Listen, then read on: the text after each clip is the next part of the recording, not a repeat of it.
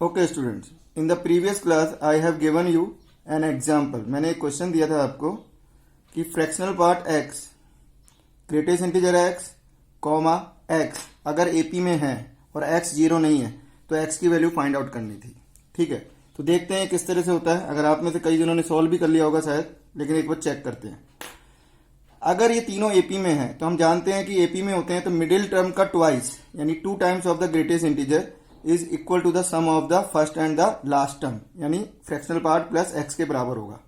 हमने थोड़ा सॉल्व करने के हिसाब से ग्रेटेस्ट इंटीजर एक्स को मैंने आई ले लिया और फ्रैक्शनल पार्ट एक्स को मैंने एफ अज्यूम कर लिया। तो एक्स क्या हो जाएगा हमारे पास, आई प्लस एफ। अब इस इक्वेशन को मैं रीराइट कर रहा हूं, ये क्या हो गया 2 आई हो गया, ये क्या हो गया एफ, और इसको हमने क्या लिख दिया आई प्लस एफ। अब एफ की वैल्यू क्या होगी, यहां से हमने एफ की वैल्यू निकाल ली, ये एफ की वैल्यू क्या आ रही है हमारे पास आई/2 आ रही है।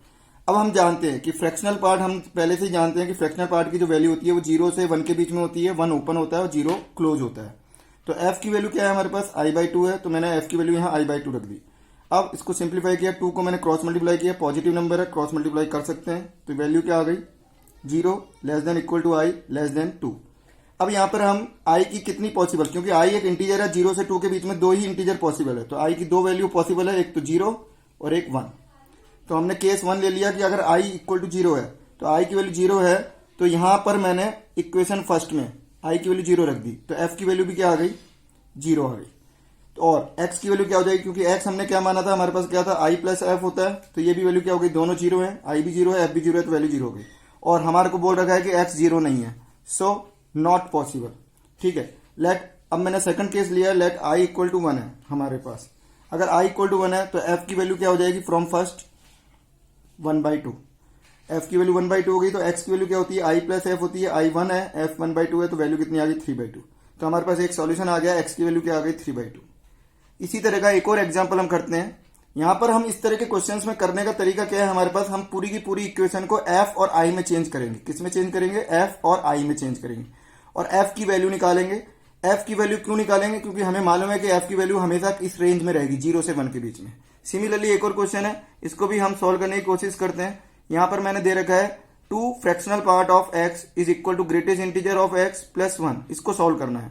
तो यहां पर मैंने इसकी वैल्यू सिंप्लीफाई करी, इसको हमने क्या लिख दिया 2f लिख दिया, और ये i है और ये 1 है, तो i प्लस 1 हो गया। तो f की वैल्यू क्या आ गई, i प्लस 1/2 आ गई। f हम अगेन पहले से जानते हैं कि f की वैल्यू क्या होती है हमारे पास, 0 से 1 के बीच में होती है। तो 0 से 1 के बीच में अगर हम इसको यहां रखेंगे तो i प्लस 1 को अगर हम 0 से 1 के बीच में रखेंगे तो इसको सिंप्लीफाई करूंगा, तो यहां से i की वैल्यू क्या आ जाएगी हमारे पास, -1 से 1 के बीच में आ जाएगी। -1 पर क्लोज है और 1 पर ओपन है, तो यहां पर i क्योंकि एक इंटीजर है अगेन, तो -1 से 1 के बीच में और 1 ओपन है, तो कितनी इंटीग्रल वैल्यू ले रहा है, 2 इंटीग्रल वैल्यू ले रहा है। i की वैल्यू एक तो -1 हो जाएगी और एक i की वैल्यू क्या हो जाएगी 0 हो जाएगी। ठीक है, अब केस 1 बना रहे हैं, i की वैल्यू अगर -1 है तो f की वैल्यू अपन निकालेंगे। अगर i की वैल्यू -1 मैं यहां रखता हूं इस इक्वेशन में, तो f की वैल्यू क्या आ जाएगी 0 आ जाएगी। तो f की वैल्यू क्या आ गई 0 आ गई। और हम जानते हैं x की वैल्यू क्या होती है, i प्लस एफ। i की वैल्यू -1 रखी और f की वैल्यू 0 रखी, तो हमारे पास x की वैल्यू आ गई -1। तो ये आ गया हमारे पास एक आंसर। दूसरे आंसर की बात करें, केस 2 हमने ले लिया। अगर हमारे पास दूसरा केस था i की वैल्यू 0, i की वैल्यू 0 अगर मैं यहां रखता हूं तो f की वैल्यू क्या आ जाएगी, हाफ आ जाएगी। f की वैल्यू क्या आ जाएगी यहाँ पे, हाफ आ जाएगी। तो x की वैल्यू क्या होगी, 0 plus half equal to half. तो यहाँ पर 2 वैल्यू हमारे पास आ गई, x की वैल्यू एक तो 0 आ गई और एक तो x की वैल्यू एक तो -1 आ गई और x की वैल्यू एक हमारे पास हाफ आ गई। एक बार स्क्रीनशॉट ले लीजिए आप लोग। ओके, अब हमारे पास जो नेक्स्ट टॉपिक है वो है ट्रांसफॉर्मेशन ऑफ द ग्राफ। हमने 11th में बहुत सारे ग्राफ के मॉडुलस वगैरह के फंक्शन के जो ग्राफ होते हैं उनके हमने ट्रांसफॉर्मेशंस पढ़े हैं। ठीक है, अब यहां पर 12th में हम एक और टॉपिक वापस हम ले रहे हैं, ट्रांसफॉर्मेशन ऑफ ग्राफ। अभी हमने 2 स्पेशल फंक्शन पढ़े थे, ग्रेटेस्ट इंटीजर और फ्रैक्शनल पार्ट फंक्शन हमने पढ़ा है, तो उससे रिलेटेड ट्रांसफॉर्मेशन ऑफ ग्राफ में बता रहा हूं। पहला है हमारे पास, अगर कोई फंक्शन है y equal to F X एक कोई फंक्शन है जिसका हमें फंक्शन का ग्राफ हमें मालूम होगा, हम या बना सकते हैं या हम आराम से इजीली हमको पहले से पता होगा। अब अगर पूरे फंक्शन का हम ग्रेटेस्ट इंटीजर ले लें, पूरे फंक्शन का हम क्या ले लें, ग्रेटेस्ट इंटीजर ले लें, तो उसका ग्राफ हम कैसे बनाएंगे। तो उसके लिए हमारे पास एक मेथड है, मैं यहां पर लिख रहा हूं। सबसे पहले हम क्या करेंगे, y equal to F x का ग्राफ बना लेंगे। जैसे मैंने ये y equal to F x का एक ग्राफ बना लिया, मैंने यहाँ पे एक एग्जाम्पल कंसिडर किया है y equal to x square का greatest integer, y equal to x square का ग्रेटेस्ट इंटीजर। तो एक्स स्क्वायर का ग्राफ हम जानते हैं इस तरह से बनता है, ये ब्लैक वाला जो है वो एक्स स्क्वायर का ग्राफ है। तो ये एक्स स्क्वायर का ग्राफ आ गया। फिर हमने क्या करेंगे, हम सबसे पहले हम क्या करेंगे, ड्रॉ द हॉरिजॉन्टल लाइन। हमने फर्स्ट में लिखा है draw horizontal lines where Y is an integer, जहां पर वाई इंटीजर है। तो हम जानते हैं कि वाई इक्वल टू 0 एक इंटीजर है, यहाँ पे हॉरिजॉन्टल लाइन पहले से ही है। एक वाई इक्वल टू 1, ये यहाँ पे कौन सी लाइन होती है, वाई इक्वल टू 1 लाइन होती है, इस पर हमने एक ड्रॉ कर दिया। ऐसी वाई इक्वल टू 2 पर हमने हॉरिजॉन्टल लाइन ड्रॉ कर दी, ऐसी y इक्वल टू 3 पर कर दी, और ऐसी y इक्वल टू 4 पर हमने हॉरिजॉन्टल लाइंस ड्रॉ कर दी। अब सेकंड हमको क्या करना है, draw the vertical lines where horizontal lines cut the graph of x square, graph of x square, जो हमारे को ग्राफ दे रखा है एक्स स्क्वायर का ग्रेटेस्ट इंटीजर बनाना है, तो एक्स स्क्वायर के ग्राफ को जहां कट कर रही है। तो ये हॉरिजॉन्टल लाइन कहां का कट कर रही है, एक तो 0 पे कर रही है, तो यहाँ पे मैंने एक वर्टिकल लाइन ड्रॉ कर दी जो कि पहले से ही है। यहाँ पे कट कर रही है ये हॉरिजॉन्टल लाइन, तो यहाँ पर मैंने वर्टिकल लाइन ड्रॉ कर दी। ऐसे यहाँ पर भी कर दी, इधर और इधर, और इस तरह से मैंने सारी जगह यहाँ पर वर्टिकल लाइंस जहां जहां हॉरिजॉन्टल लाइंस ग्राफ को कट कर रही थी वो हमने ड्रॉ कर दी। अब हमको क्या करना है, now take the projection of the graph on the lower side of the rectangle. ये हमारे पास छोटे छोटे रेक्टेंगल बन गए, ये बहुत सारे रेक्टेंगल बन गए। तो हमारे को क्या करना है, जो ग्राफ है ये y equal to x square का जो ग्राफ है उसका प्रोजेक्शन लोअर साइड पर लेना है, यानी यहाँ पर। तो मैं देखो ये एक रेक्टेंगल है, इस रेक्टेंगल में ये ग्राफ है, ये वाला ग्राफ है, तो इसका प्रोजेक्शन अगर मैं लूंगा लोअर साइड पे तो ये आ जाएगा। मैं थोड़ा सा डार्क कर रहा हूं, ये आ गया।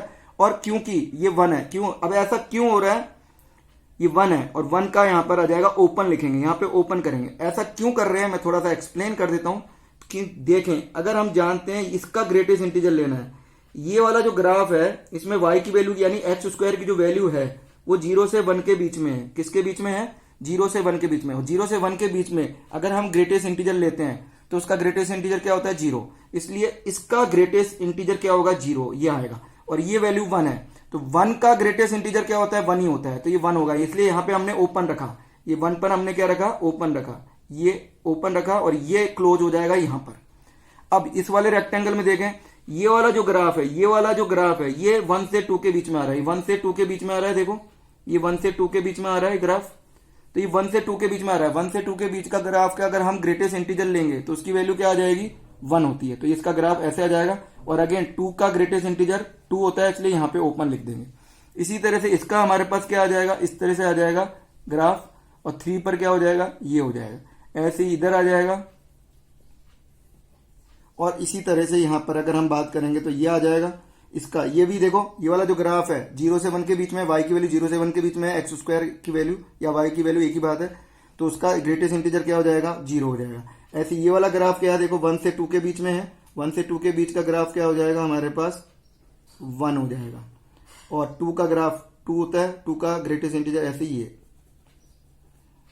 तो इस तरह से हमारे पास, तो ये जो ग्रीन वाला जो पोर्शन है जो इस तरह से बन रहा है, ये हमारे पास greatest integer of x square का ग्राफ बन गया। अब इसमें एक चीज और देखनी है कि ये वैल्यू हॉरिजॉन्टल वैल्यू, ये तो 1 2 3 हो गया। अब ये देखो, ये जब एक्स स्क्वायर की वैल्यू 1 थी तो एक्स की वैल्यू क्या हो जाएगी हमारे पास, एक्स की वैल्यू क्या आ जाएगी हमारे पास, 1 ही आ जाएगी, ठीक है, और प्लस माइनस 1 आएगी। तो यहां पर एक्स की वैल्यू क्या आ गई, 1 आ गई, और एक्स स्क्वायर की वैल्यू यहां पर भी 1 थी, तो यहां पर एक्स की वैल्यू क्या हो गई, -1। अब ये यहां की देखें कि यहां पर एक्स की वैल्यू क्या है हमारे पास, यहां पर एक्स स्क्वायर की वैल्यू, ये एक्स स्क्वायर की वैल्यू 2 है, देखो एक्स स्क्वायर की वैल्यू क्या है, 2 है, तो एक्स की वैल्यू क्या हो जाएगी, +-√2। तो यहां पर एक्स स्क्वायर की वैल्यू 2 है, ये दिख रही है, तो एक्स की कॉरेस्पॉन्डिंग वैल्यू क्या हो गई, √2। और यहां पर भी देखो एक्स स्क्वायर की वैल्यू 2 है, तो उसकी कॉरेस्पॉन्डिंग वैल्यू क्या हो जाएगी, -√2। इसी तरह से यहां पर एक्स स्क्वायर की वैल्यू कितनी है, 3 है, तो उसके कॉरेस्पॉन्डिंग एक्स की वैल्यू क्या आ जाएगी, √3, और इधर आ जाएगी -√3। इस तरह से हमारे पास ये वैल्यूज आती चली जाएगी। ये हमारे पास -√3 आ गई, और ये इस तरह का इसका ग्राफ बनेगा।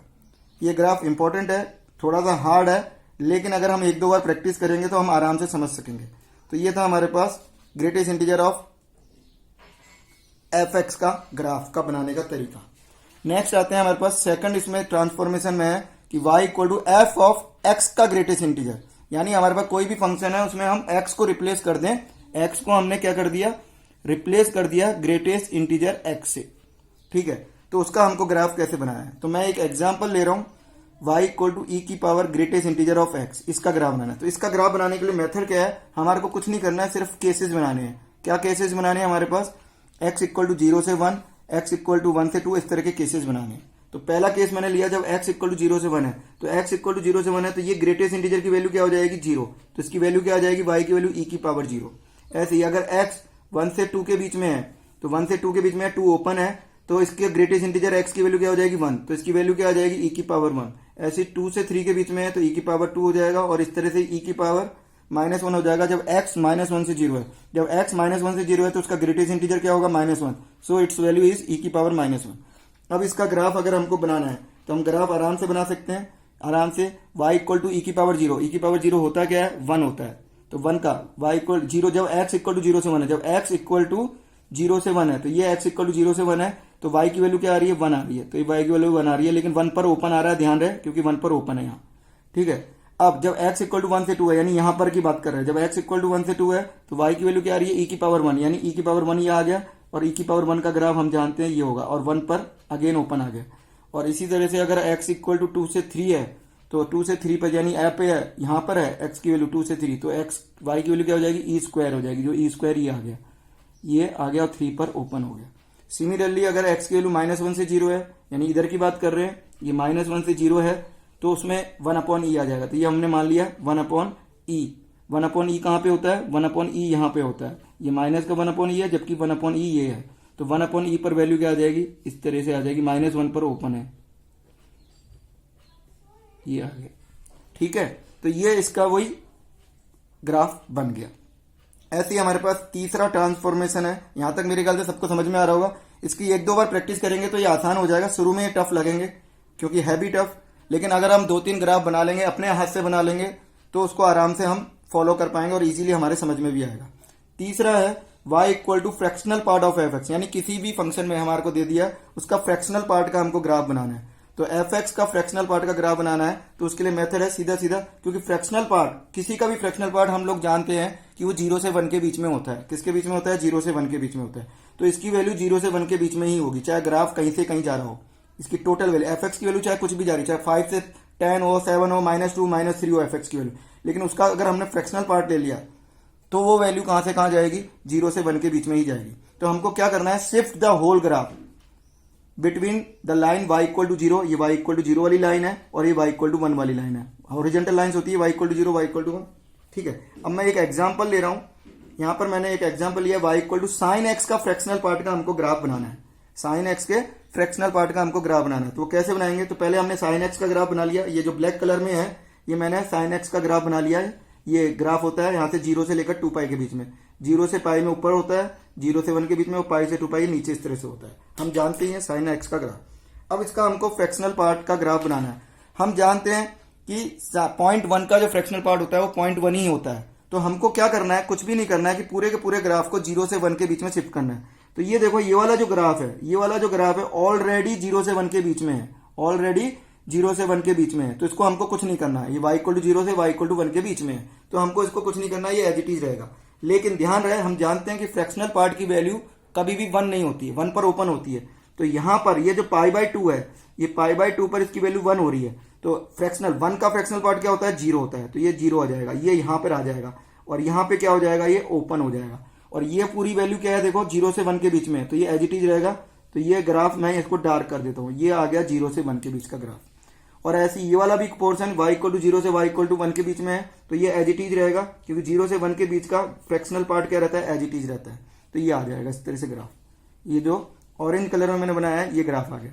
अब इधर की बात करें, इधर वाला जो ग्राफ है वो y इक्वल टू -1 और y इक्वल टू 0 के बीच में है, y इक्वल टू -1 और y इक्वल टू 0 के बीच में है।